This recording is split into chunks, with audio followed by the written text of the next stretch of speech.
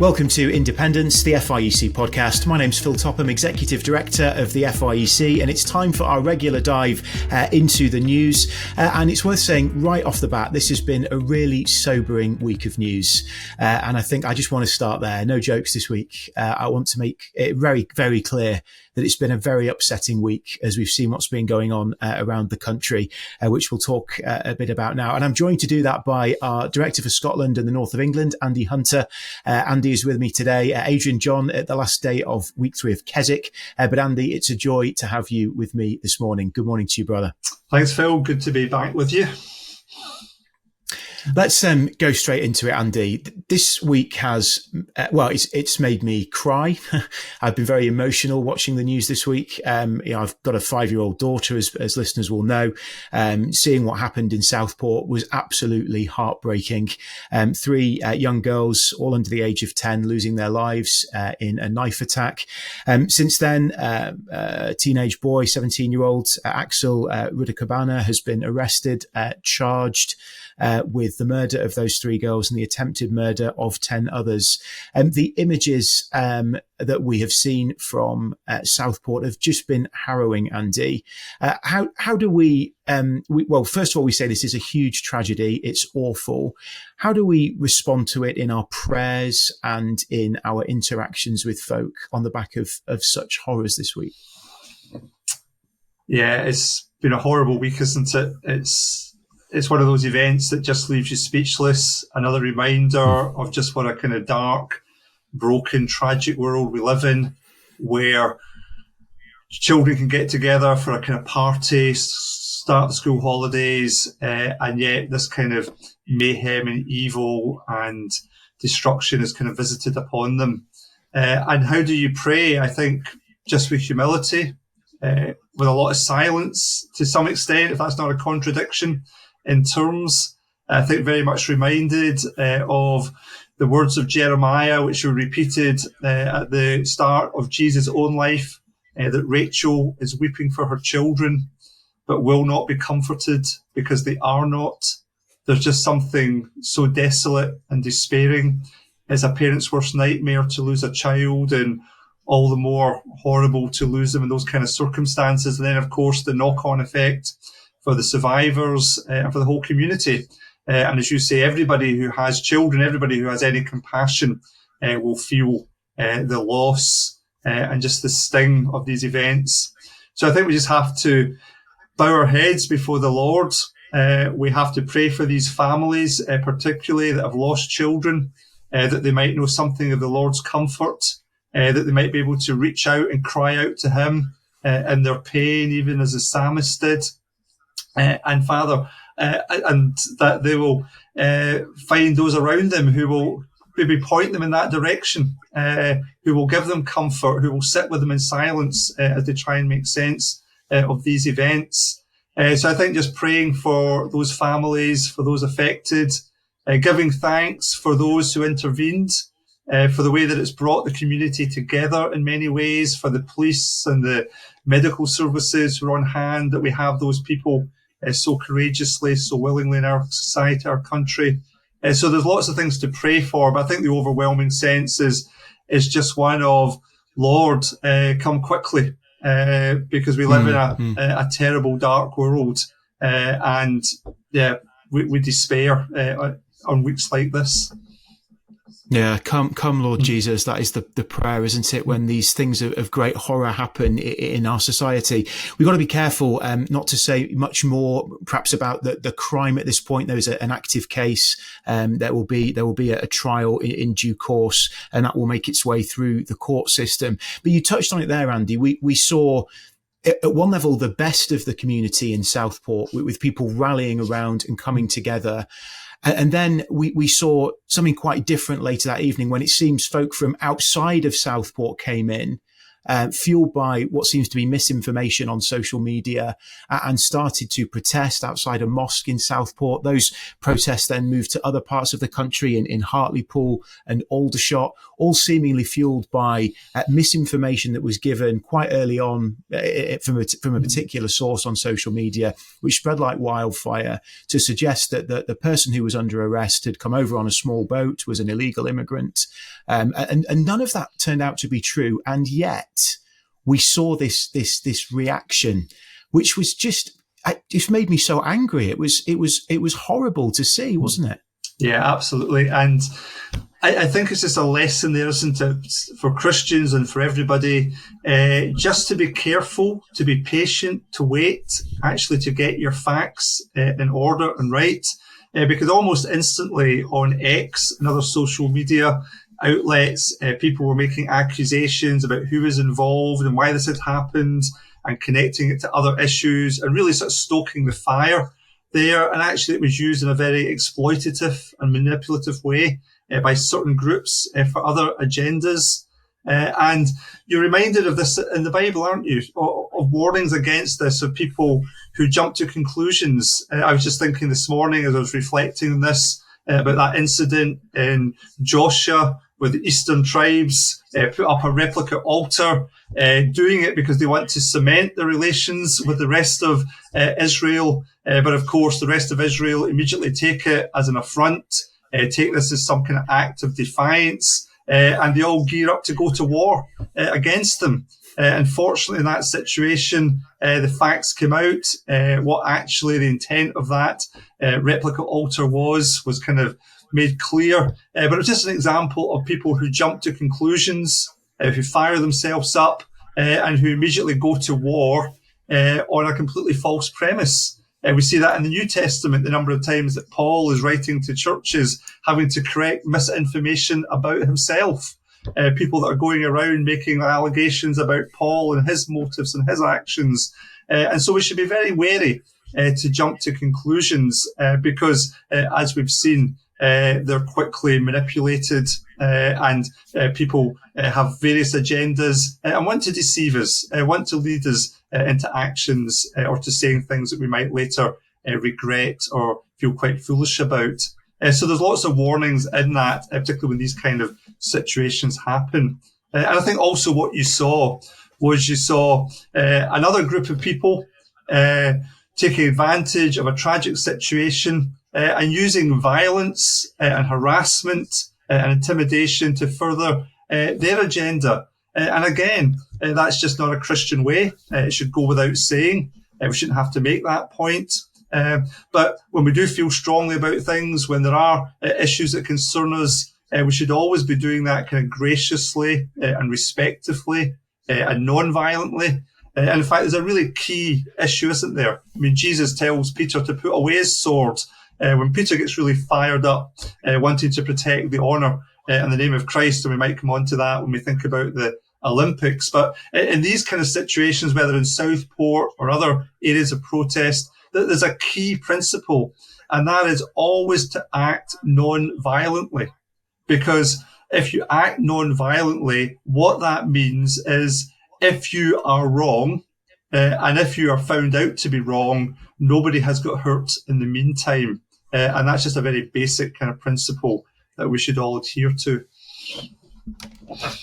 Yeah, I think the thing that frustrates me about these kind of things is the way that things move so quickly on social media, and it's basically out of control. And I think one of the challenges is, Elon Musk will say, as the owner of X, the platform you referenced before, that actually this is where people find their news, not from what he calls the mainstream media. But the problem is that the mainstream media, they have all the things in place to fact check before they go public with something. And that's a really important principle. So, you know, my background, I'm a trained journalist by background. There are some things you simply can't do until you're sure of the facts. So of course, anybody can go on X and just fire off something on Twitter, or X as it's now known. And then it goes viral. It goes in all sorts of different directions. It can't be called back. The mainstream media cannot do that. They are not allowed to. They need to make sure that their facts are straight before they report on things. And I think the lesson there is to make sure that we're not just following people who agree with us. We're not just listening to echo chambers as the broader principle. I think we need to make sure that we're looking at a variety of sources and we're being discerning about those facts that we're imbibing before we take our decisions on them. Yeah, and those situations can be quite revealing because, if we are inclined to kind of jump to agreement with something that somebody puts on X or Facebook that hasn't been fact checked, that seems to be very instant kind of revelation about some situation, that how could they possibly know all this kind of background knowledge? If we're kind of inclined to kind of agree with that, then that probably just tells us something about our own kind of biases, our own kind of views. Whereas, of course, if we get a view from an alternative source, from a political party or people that we don't particularly like or agree with, then we're likely to be more sceptical. We're likely to kind of push back on it immediately. And actually, we should have a bit more of that even-handedness all round. So it's a good way just to check our own kind of prejudices at times. Yeah, I saw an interesting post on Twitter this morning saying the definition of right wing is anyone who doesn't agree with me. The definition of left wing is anyone who doesn't agree with me. So it depends on where you are on that spectrum. And I think there's something in that, isn't there? So we need to make sure that we're balanced and we're listening to all sides. Let's move on to talk about the Olympic Games, which is underway in Paris. So the 2024 Olympics, 100 years on, of course, from Paris 1924, that famous Eric Liddell 400 meters, which was turned into Chariots of Fire, but we're 100 years on here. And of course, Chariots of Fire has been a film that Christians have enjoyed, and Eric Liddell's story is one that we've loved for decades and decades. The opening ceremony has been criticised for the way it portrayed the Christian faith. I think it's interesting to juxtapose those two things together, looking back on 1924, then looking at what happened in the opening ceremony this time, particularly over claims that the opening ceremony mocked Da Vinci's painting of the Last Supper. Andy, was this something you were offended by? How did you view the Olympics opening ceremony? Yeah, well, I sat and watched it, I think, with lots of other people. You can look at it in various ways. We're not here to do a kind of television critique. I think a lot of people were quite underwhelmed a bit by the opening ceremony, a bit kind of bamboozled by it at times. I was one of those people. To be very honest, when the scene came up of the kind of Last Supper, I didn't recognise it as such, particularly at the moment. It kind of went over my head. I just saw a group of people there, the kind of drag artists and other, all standing behind a table. And then it was only afterwards that people flagged up the kind of connection, the similarity with the Last Supper motif. And I think that probably is right. There probably was something going on there. Although having said that, the organisers, the kind of director of the event, has apologised for any offence caused. But also said, well, people are reading into that wasn't the intention to be a parody of the Last Supper. But I guess it shows you just how ingrained these kind of images are, that story is in our culture, in our Western mindset still, that those are the kind of images that directors reach for, that are very iconic and symbolic. So it tells you something about the Christian memory, which is still very, very sort of implanted and deeply rooted in many ways in our mindset, in the Western mindset, despite all the secularization that has happened. I think it was disappointing. I think there was lots of elements of the opening ceremony which I found a bit kind of distasteful and disappointing. And Christians have pushed back on that. Others have pushed back on that. And there have been some apologies, to be fair, from the organisers. I guess it's just a reminder that Christians are a tiny minority, that the secular world increasingly doesn't even think about Christians and Christianity when it's making up these things. You would like to have thought there was a meeting and somebody have said, well, hang on, we're doing this thing. Would that not be offensive potentially to lots of Christians? I suspect that didn't even register in the meetings. Nobody even thought about that because Christians and Christianity are often so irrelevant in some of those circles that's not even an issue that came up. Maybe it will be more in the future because it's been raised. Who knows? We can only hope. But I think also there's a bigger picture there as well, just about the kind of parody, the mocking of Christianity. It's always been thus. as part of a world absolutely. which is out of step with God. I think our brother Glenn Scrivener did a great tweet on that, just making the point that the ultimate parody and mocking of God, of Christ, was the cross. And really everything since then has just been a very pale and lame imitation of that ultimate kind of holding up God himself, Jesus, on the cross, and the crowds mocking him. So that's the world we live in, and it grieves us, it disappoints us. But actually, the response to that isn't just to be kind of Mr. or Mrs. Angry, but it's just to respectfully maybe kind of push back in that, but also look at for the opportunity in that of why is that so resonant? Why is that image one which is reached for on these kind of occasions? There's always an opportunity, isn't there, to speak of Christ when things are, in the kind of public domain and raised in the public sphere. Moving into the Olympic Games themselves, and there've been some glorious moments already, some great kind of late comebacks in races. I mean, the triathlon earlier in the week was extraordinary, the men's triathlon. We've seen some wonderful kind of images already. Adam Peaty getting 0.02 seconds away from retaining his gold medal. And now I think we're all thinking, if he hadn't had COVID, would he have just got that over the line and got the gold? Who knows? But it was wonderful, wasn't it, to see Adam Peaty sort of being so positive about coming second, because of actually he sees the Lord has sustained him through a very difficult season. Yeah. No, definitely. I think with the Olympics, we've talked about the opening ceremony and just some of the frustration or the disappointment with that. But the Olympics itself is a wonderful sort of spectacle. It's something which does showcase the glory of creation, of humanity. We've thought about the brokenness and the darkness that's in humanity. But also we see in the Olympics the kind of glimpses of the greatness of humanity, what God created in the garden, the potential of men and women to excel, the extraordinary kind of feats and achievements and accomplishments that go on at the Olympics. And actually, just to think about the Olympics as a whole, it's a great gospel opportunity. I was reading that there's 200,000 New Testaments are going to be distributed at the Olympics. I think 140,000 in French, 60,000 in English. There's lots of churches doing events and outreach type things, as happens in the UK when these events are on. So in one sense, maybe the devil wanted to use the opening ceremony to have a go at Christianity, but actually the event itself is a great opportunity to evangelize, to tell people about Jesus and to share the good news of the gospel. So let's not miss that. You know, maybe the devil intended it for harm, but God can certainly use it for good.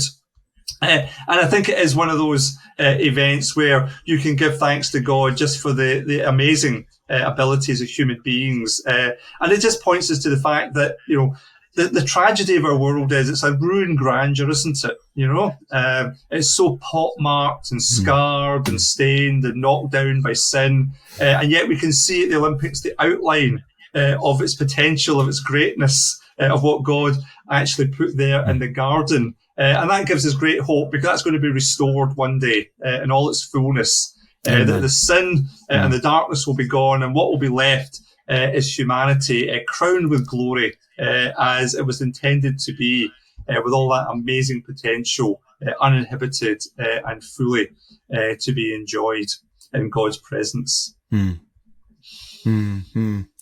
Now, of course, it's not been without controversy as well. So yesterday in the women's boxing, there was a matchup between Italy's Angela Carini and Algerian boxer Imane Khalif. And I think there's been a huge amount of response to this, effectively because it seems that Imane Khalif's testosterone levels are at a level that gives an unfair advantage.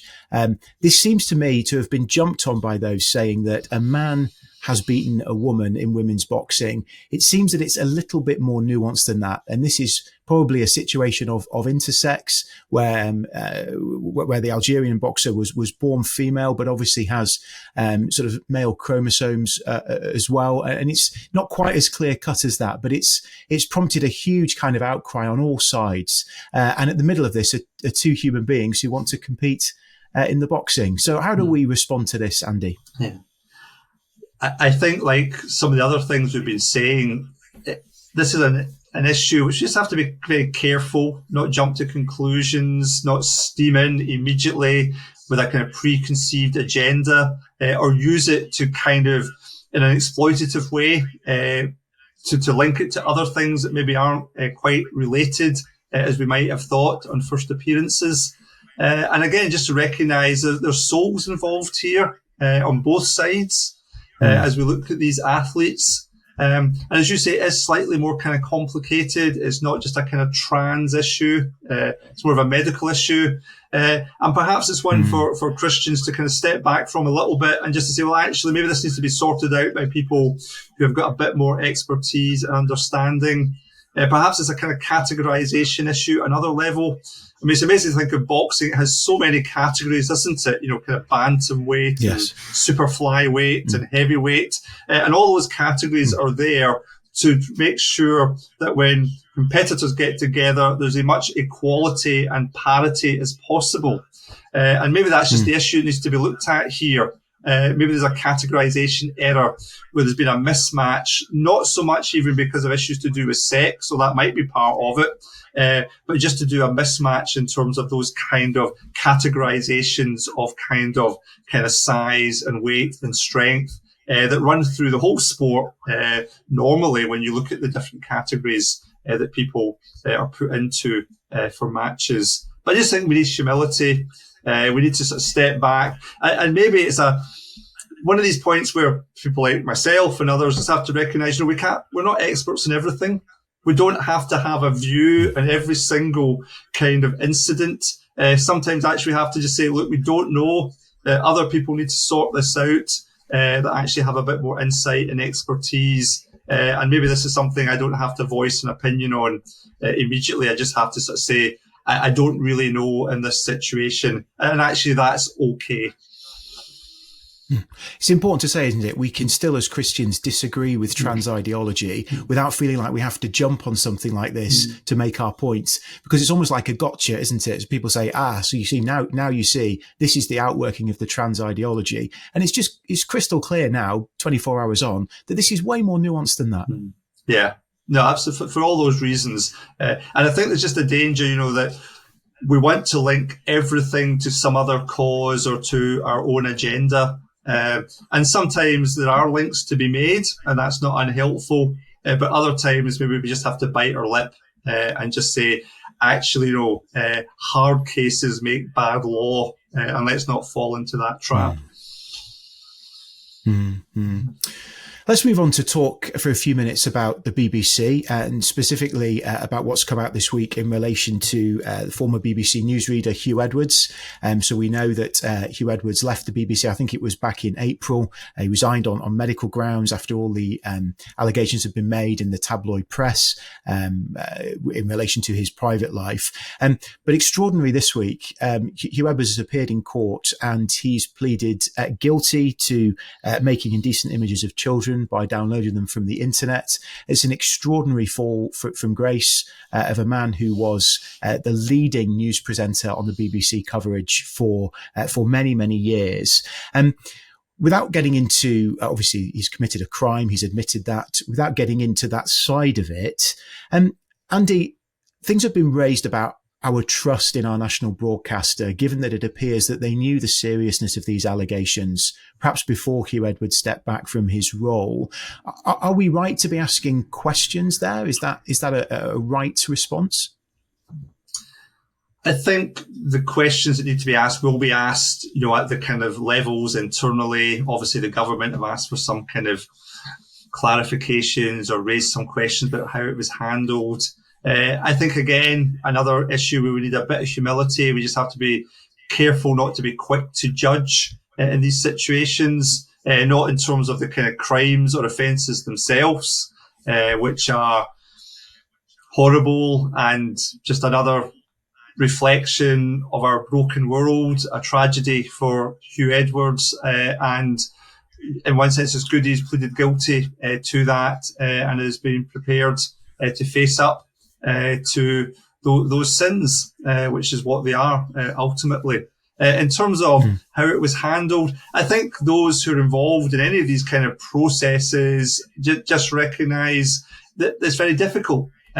People are innocent until proven otherwise. The BBC seemed to have suspended him when he was arrested. But, until he's actually, been proved to be guilty, or those charges are substantiated, it's a difficult kind of limbo situation for your employer. In one sense, you could ruin an innocent man's kind of life just by kind of going public, by trying to punish him before actually he's been convicted of anything. And so what do? I guess the suspension thing seemed like a reasonable option. I don't know all the ins and outs of it. So again, it's difficult to kind of comment, other than just to say these are kind of complicated issues. One of the issues been raised about, he got a pay rise during the time of suspension. I'm not sure that legally that could have been stopped. And what do? Do you go back now to whenever these crimes started and say, we'll take back all your back pay? That just doesn't work. It doesn't happen. You have to deal with things at the various points of kind of due process. And if that hasn't been done, then of course that needs to be kind of brought to light, and no doubt there'll be an accountability for that. But if it has been done, then sadly that's inevitably, and indeed that is sadly rightly, that's appropriate for protecting the innocent, as well as bringing the kind of guilty to account ultimately. Andy, there'll be church leaders listening who have got pastoral situations in their church which are as complex as this has been. And questions they might be wanting to ask would be around, where are you transparent? How do you handle these kind of matters in relation to church life? And particularly perhaps if somebody is confessed to a crime like this, what's the right thing to do in terms of communication with the wider church? How do you deal with this as a church leader if you've got something similar happening within your fellowship? Yeah. I think one of the things you want to do in these situations is get advice. All situations are different, and just get advice. Speak to a safeguarding agency or people who perhaps been in these situations before you. You can always speak to the police. If the police are involved, they will sometimes give you advice. They tend to be quite helpful in these circumstances. So get advice. I think you want to be kind of circumspect before a kind of trial. The kind of suspension route of various kind of forms is probably quite appropriate. If there is an allegation or a charge or a situation, is that somebody should step out of ministry until that becomes clarified and cleared up for all sorts of reasons, for their own protection, for the protection of others, just to allow church life to continue as normally as possible without disruption that would otherwise be caused, or the conflict that could be caused if somebody was still trying to continue in ministry when there were serious allegations round about them. And I think the information you want to give will depend on the particular people. Some people might need a bit more information than others. So if somebody's been working in a particular ministry, the people in that ministry, it might be reasonable to give them a little bit more detail, a bit more information. For others who are just part of the wider kind of church circle, who aren't directly involved, who aren't going to be practically affected by it, I think a fairly minimal amount of information needs to be given, that there's been a situation, that there's an ongoing process, that so-and-so has stepped back from kind of ministry or won't be involved in these things while that takes its course, and we'll let you know the outcome of that. But you don't have to go into lots of details that might not be helpful, or indeed at the end of the day be found out not to have been even true or accurate. So get advice, be circumspect and be wise, I think, because, there are innocent people potentially involved in this, wider family people, perhaps connected as well, and should they have a kind of pastoral duty of care to them, among other things. Yeah, indeed. Seek advice, and perhaps we'll put in the show notes a couple of links to safeguarding charities that we would trust to help with some of that advice, if that's something that you're facing in your own church or ministry situation. Andy, thank you so much for joining me to talk about what's been a really sobering week of news. Thank you for offering great wisdom and clarity and insight for us into how, as church leaders, we should approach some of these matters. Just before we come to a conclusion, let me just say that the Leaders Conference bookings are still open. If you're keen to book onto the conference, do so before the end of September to get the best price. I think we're over 800 bookings now for Blackpool, so we're looking forward to gathering with Brian Croft there. And Andy, do you want to give a plug to the Independent Church Ministry course before we finish? Yeah, please. So Independent Church Ministry course is an online course. It's Wednesday afternoon, starts in September. There'll be 10 weeks between September and the start of February 2025.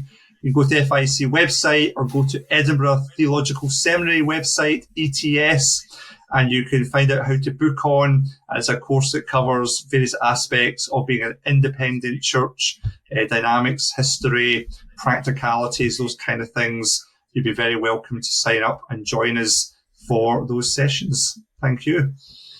Fantastic. Thank you, Andy. So details of that and the Leaders Conference on the website at fiec.org.uk. Andy, thank you for joining us as we've dived into this week's news, and we look forward to speaking to you all again soon. This has been Independence, the FIEC podcast. Do rate or leave a review so others can find it. We hope it's been helpful to you, and we look forward to speaking to you again soon. God bless.